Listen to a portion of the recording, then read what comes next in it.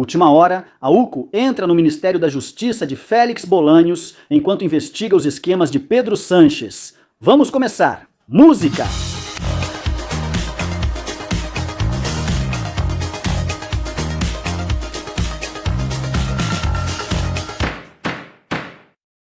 Muito boa noite a todos e bem-vindos a uma nova edição de Medidas Cautelares, recém-chegados de Badajoz. Mas antes de entrar no julgamento do irmão do presidente do governo, David Sanches, permitam-me que abordemos uma informação de última hora. E é que os agentes da Unidade Central Operativa da Guarda Civil, UCO, entraram no Ministério da Justiça de Félix Bolanhos. Tudo isso no âmbito da investigação dos esquemas do PSOE, ou seja, os esquemas de Pedro Sanches. Vamos compartilhar essa informação de última hora, como sempre fazemos, mas lembrem-se de se inscrever no canal Medidas Cautelares, porque já estamos rumo aos 150 mil inscritos e já temos essa informação na tela. Não há um dia sequer na Espanha em que não sejamos surpreendidos por uma notícia de corrupção relacionada ao governo de Pedro Sanches, ao seu partido, à sua família ou ao seu círculo. E hoje não poderia ser diferente. Acabamos de encerrar o julgamento do irmão e atenção para essa informação que vamos explicar agora, porque realmente não tem desperdício. A UCO entra no Ministério de Bolanhos pela nacionalização do colaborador bolivariano dos esquemas do PSOE. A UCO da Guarda Civil esteve nesta terça na sede do Ministério da Justiça de Félix Bolanhos, com o objetivo de coletar informações sobre a nacionalização de Nervis. Gerardo Villa-Lobos Cárdenas, o ex-vice-ministro de Energia de Hugo Chávez, que colaborava com os esquemas do PSOE. Um dos relatórios da UCO, aos quais tivemos acesso em medidas cautelares e liberdade digital. No âmbito do processo dos esquemas do PSOE, revela que a operadora política do PSOE, Leileire 10, pediu a Santos Zerdan, vocês já sabem, aquele que foi o braço direito de Pedro Sanches, que falasse com Félix. Isso, entre aspas, para fazer um favor para Nervis, que havia conseguido localizar a denunciante do promotor anticorrupção, José Grinda. Félix, pois coincidentemente há um Félix Bolanhos, que é o ministro da Justiça. E o que é que o Félix estava ajudando? Pois fazer um favor para Nervis Villa-Lobos, que havia conseguido localizar uma mulher que havia denunciado um dos promotores alvo do esgoto, que era o promotor anticorrupção José Grinda. Nervis Villa-Lobos estava sendo acusado pelo uso instrumental da empresa Columbus One Properties, para supostamente lavar dinheiro ilícito proveniente. Félix, coincidentemente, um Félix Bolanhos. Félix, pois um Félix Bolanhos, anticorrupção Grinda. Félix Bolanhos era o anticorrupção Grinda. Pois bem, segundo confirmaram fontes da presidência do governo, a Subdireção-Geral de Nacionalidades e Estado Civil, subordinada ao Ministério de Félix Bolanhos, entregou os relatórios que o juiz da Audiência Nacional, Santiago Pedraz, solicitou ontem. Ressaltam essas fontes que o pedido de Nervis Villa-Lobos foi apresentado em 25 de abril de 2024 e foi negado em 10 de outubro de 2025. Os órgãos subordinados a este ministério entregaram voluntariamente 2 processos adicionais sobre a mesma pessoa. Um referente ao seu primeiro pedido de nacionalidade por residência em 20 de fevereiro de 2017, que foi negado em 17 de julho de 2020, e um segundo pedido de nacionalidade com base na Lei da Memória Democrática perante o Registro Civil, que foi concedido em 21 de abril de 2025 e registrado em 23 de outubro. Ou seja, estão sendo investigadas as manobras do Ministério da Justiça, Félix Bolanhos, com um dos colaboradores do esgoto, um colaborador chavista, bolivariano. Dessa forma, o Ministério confirma, como já adiantavam em seu relatório os investigadores da Guarda Civil, que Nervis Villa-Lobos conseguiu a nacionalidade após a intermediação dos esgotos socialistas, embora o Ministério ressalte que a nacionalidade foi concedida conforme a legislação vigente. Claro. Dizem textualmente, se os interessados cumprem os requisitos, deve-se sempre conceder, enquanto que, se descumprirem algum dos requisitos, só cabe a negação. Olha só que coincidência esse homem ter conseguido reunir todos os requisitos, logo depois do favor que Santos Serdã pediu a Félix para que Nervis Villa-Lobos conseguisse a nacionalidade. Tudo são coincidências no mundo da cloaca sanchista, da cloaca socialista. A diferença estava em que Nervis Villa-Lobos tentou diferentes caminhos para conseguir a nacionalidade, conseguindo desta última vez ao entrar com um recurso amparado na Lei da Memória Democrática. Esse recurso foi analisado por 4 funcionários, a um parecer de uma conselheira. Um aval do chefe de serviço, a proposta do subdiretor-geral e a decisão da diretora-geral.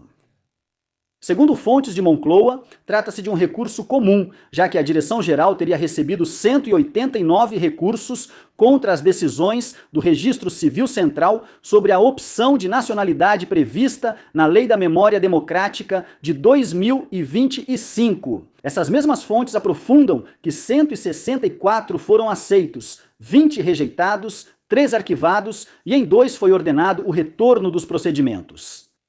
Esta é a informação de última hora. Agentes da Unidade Central Operacional da Guarda Civil, UCO, no âmbito da investigação conduzida pelo magistrado da Audiência Nacional, Santiago Pedraz, sobre os bastidores do Partido Socialista de Pedro Sanches. Eles entraram no Ministério da Justiça de Félix Bolanhos com o objetivo de investigar a nacionalidade que foi concedida a um colaborador dos bastidores, venezuelano, bolivariano, chavista, chamado Nervis Villa-Lobos, que está sendo investigado em alguns processos judiciais na Espanha, relacionados com a lavagem de dinheiro da empresa estatal venezuelana PDVSA. Essa é a informação de última hora.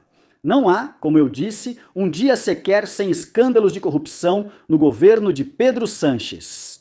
E como eu também dizia para vocês, hoje é um dia importante, hoje é terça-feira, 9 de junho, já estamos quase chegando ao verão, e hoje foi concluído o julgamento contra o irmão do presidente do governo, David Sanches. Eu estive acompanhando o julgamento ao vivo de Badajoz. Muito obrigado a todos pelo apoio de vocês, por aquelas gravações que eu tinha que fazer na rua, não agora como no estúdio de medidas cautelares. Agradeço muito a atenção de vocês nesses dias. E bem, nesta última sessão, 2 advogados das defesas terminaram suas alegações finais e chegou o momento da vez da última palavra. É preciso dizer que, no momento da última palavra, o irmão de Pedro Sanches, David Sanches, não quis fazer uso dela. É um direito que você pode exercer ou não, e quem fez uso dele foi, então, o outro grande acusado deste processo, que é o ex-deputado socialista da deputação de Badajoz, Miguel Ángel Galardo, o qual, como já é habitual, com sua verborragia habitual, disse que reiterava sua inocência perante o tribunal. Que aqui já foi feito um julgamento midiático por parte das acusações populares, que as acusações populares, o único que queriam era uma condenação social, que conseguiram contra esses acusados porque pensam diferente deles. E, enfim, um retrato e um relato de vitimismo, como sempre, não é de Miguel Ángel Galardo, que a culpa é dos outros, que eles nunca fizeram nada. Lá está, então, o irmão do presidente do governo, aquele que durante anos aproveitou 2 cargos que todos nós, espanhóis, pagávamos, por ser simplesmente o irmão de Pedro Sanches. Simplesmente. E o julgamento, como eu dizia, fica agora aguardando sentença. E o que já posso adiantar para vocês é que, em princípio, sempre digo isso com toda a cautela do mundo quando falamos de prazos. Porque isso pode mudar isso. A informação que vou passar para vocês agora é a que tenho até hoje, mas isso não significa que seja algo definitivo. Isso pode mudar. Qual é a previsão do tribunal neste momento? Bem, o Tribunal da Audiência Provincial de Badajoz, que julgou David Sanches, o ex-presidente da Diputação de Badajoz, Miguel Ángel Galardo e outras 9 pessoas. Está previsto que a sentença saia, no mínimo, no final de julho e, se não, depois do verão, no início de setembro ou ao longo desse mês. Tudo bem? Por quê? Por que essa sentença vai atrasar, então? Bem, a informação que eu tenho é baseada em 3 razões. A primeira é que são 11 acusados, Neste caso, então a sentença é mais complexa nesse sentido.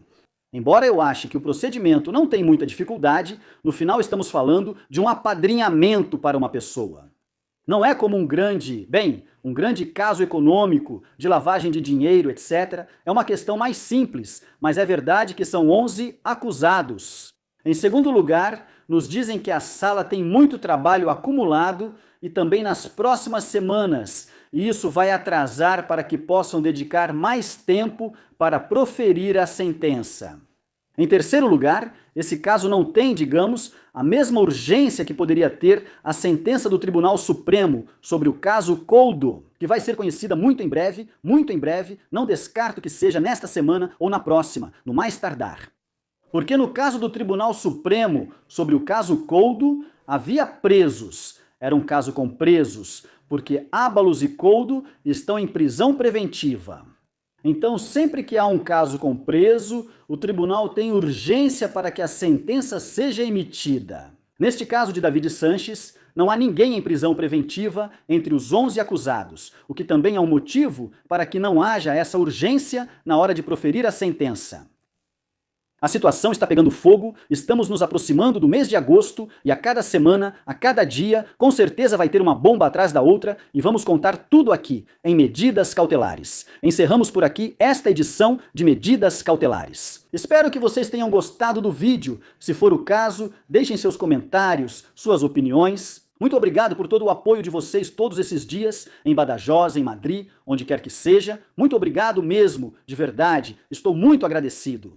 Lembrem-se, vocês podem apoiar o canal tornando-se membros escolhidos por menos de 3 euros ao mês, ou Supremos por menos de 7 euros mensais. Precisamente, vamos dedicar o programa de hoje ao nosso novo membro dos escolhidos, que é Goio Vidal. Muito obrigado, Goio, este programa é para você. E vocês também sabem que podem fazer contribuições via Bizum, no 627-556-370, 627-556-370. Estamos sempre tentando melhorar tecnicamente, para que vocês recebam sempre a melhor informação, da melhor forma possível. Como sempre digo, o mais importante é que todos recebam essa informação, pois informação é poder. Até breve!